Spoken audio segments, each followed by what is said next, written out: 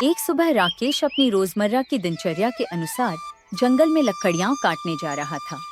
पेड़ों की ताजी सुगंध और पंछियों की चहचहाहट उसके मन को एक गहरी शांति दे रही थी। वह अपनी कुल्हाड़ी को लेकर धीरे धीरे गहरे जंगल की ओर बढ़ रहा था, जहां पुराने और सूखे पेड़ मिला करते थे। तभी पेड़ों की झुरमुट में उसे कुछ अजीब सी हलचल महसूस हुई। उसने सोचा, शायद कोई छोटा मोटा जानवर होगा जो अपनी ही धुन में मग्न होगा। लेकिन जैसे ही वह उस जगह के थोड़ा और पास गया, उसके कदम वहीं ठिठक गए। अरे, तुम कौन हो और इस दर्दनाक हालत में यहाँ क्या कर रहे थे? तुम्हें ये गहरी चोट कैसे लगी? छोटी मासूम बकरी कुछ नहीं बोली, बस अपनी नन्ही आंखों से राकेश की ओर उम्मीद भरी निगाहों से देखती रही। उसकी करुण दशा ने राकेश का दिल पिघला दिया। उसे ऐसा महसूस हुआ जैसे इस बेजुबान जीव को उसकी मदद की सख्त जरूरत है।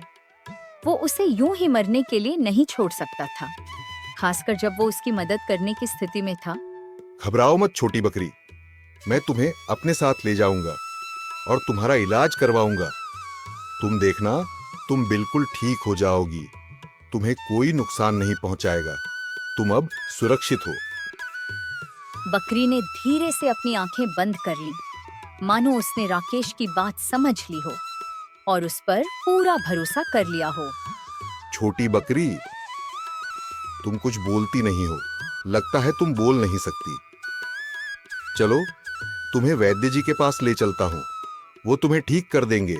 राकेश तुरंत गांव के बाहर स्थित वैद्य जी के घर की ओर चल पड़ा।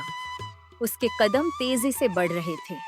उसके मन में बस उस छोटे से जीव को बचाने की एक ही तीव्र इच्छा उमड़ रही थी। अरे राकेश, इतनी सुबह सुबह इतनी जल्दी में कहाँ जा रहे हो? और ये क्या? ये बकरी तुम्हें कहाँ से मिली? क्या हुआ इसे? अच्छा हुआ वैद्य जी, आप यहीं मिल गए।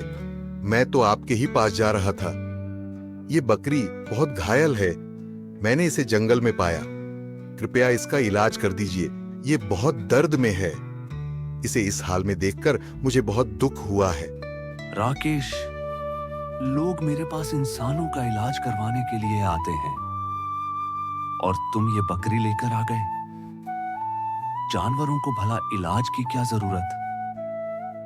ये तो प्रकृति के नियम के अनुसार ही मर जाते हैं। प्रकृति अपना काम खुद करती है, इसमें पड़ना ठीक नहीं है। राकेश को वैद्य जी की बात सुनकर थोड़ी निराशा तो हुई, लेकिन वह अपने निश्चय पर अडिग रहा। उसके दिल में उस छोटे से जीव के प्रति गहरी संवेदना थी, जिसे वह यूं ही तड़पता छोड़ नहीं सकता था। नहीं वैद्य जी, ऐसा मत कीजिए। जिस तरह हमें दर्द होता है, उसी तरह इन्हें भी तो होता है ना। इसका जीवन भी कीमती है। दर्द तो दर्द होता है, चाहे किसी को भी हो। मुझे नहीं लगता कि तुम्हें अपनी मेहनत की कमाई इस बकरी पर लगानी चाहिए। तुम बहुत गरीब हो राकेश। तुम्हें अपने लिए सोचना चाहिए। ये सब फालतू का खर्च है। तुम ऐसे पैसों को क्यों बर्बाद कर रहे हो? वैद्य जी, मेरे पैसों का मोल इस बकरी की जान से बढ़कर नहीं है। अगर आज इसकी मदद नहीं करूंगा तो हमेशा एक पछतावा और दर्द मेरे दिल में बना रहेगा। पैसे तो फिर से कमाए जा सकते हैं। ठीक है राकेश, जब तुम्हारी यही जिद है तो मैं क्या कर सकता? तुम्हारी दयालुता देखकर मैं तुम्हें मना नहीं कर सकता। तुम्हारी ये भावना सच में सराहनीय है। इतना कहकर वैद्य जी राकेश और उस घायल बकरी को अपने घर के अंदर ले आए। वैद्य जी ने बकरी की चोटों को ध्यान से देखा, जो कुछ जगहों पर काफी गहरी थीं और उनमें संक्रमण का खतरा भी था। उन्होंने अपनी जड़ी बूटियों से एक सुगंधित लेप तैयार किया और बड़े ही स्नेह सावधानी से बकरी की चोटों पर लगा दिया। देखो राकेश, मैंने इसकी मरहम पट्टी तो कर दी है, लेकिन अब तुम्हें इसका बहुत ज्यादा ख्याल रखना पड़ेगा। इसे समय पर सही खाना खिलाना होगा और रोज इसकी दवा लगानी होगी। इसे धूप और ज्यादा गर्मी से भी बचाना होगा और सबसे जरूरी बात, इसे पूरा आराम देना होगा। राकेश बकरी को लेकर अपने घर चला गया। बकरी बेचारी घायल हालत में थकी हारी सी राकेश के पास लेटी रही। उसकी सांसें अब भी भारी थीं, लेकिन उसके चेहरे पर एक अजीब सी शांति थी, जैसे उसे विश्वास हो गया हो कि अब वह सुरक्षित है और उसकी पीड़ा धीरे धीरे कम हो रही है।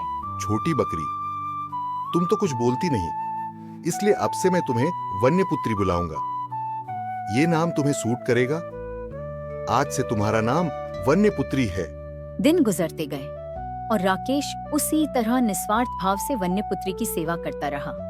वो हर सुबह उठता, लकड़ियां काटने जंगल जाता और लौटकर पूरे मन से वन्यपुत्री का ख्याल रखता। वो रोज उसकी चोट पर ताज़ी दवा लगाता, उसे हरी घास और तरह तरह की सब्जियां खिलाता और घंटों उससे बातें करता। धीरे धीरे वन्यपुत्री की चोट भरने लगी। कुछ ही दिनों में वो पूरी तरह से ठीक हो गई। अब वो चंचल और शरारती हो गई थी, ठीक वैसी ही जैसे एक स्वस्थ बकरी को होना चाहिए। वो राकेश के घर में इधर उधर दौड़ती फिरती और राकेश के छोटे मोटे कामों में भी उसका साथ देती। वन्यपुत्री, अब तुम पूरी तरह से ठीक हो चुकी हो। तुम्हें देखकर तो अब यकीन ही नहीं होता कि तुम कभी इतनी बुरी तरह घायल थी। वन्यपुत्री खुशी से इधर उधर उछलने कूदने लगी, मानो वो अपनी आजादी का जश्न मना रही हो।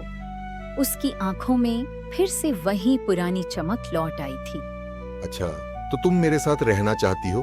मेरे घर में तो मेरे अलावा और कोई नहीं रहता। मुझे तुम्हारे रूप में एक साथी मिल जाएगा। फिर दोनों एक ही साथ, एक ही घर में हंसी खुशी रहने लगे, जैसे एक अधूरी जिंदगी को अब उसका सच्चा सुकून मिल गया हो।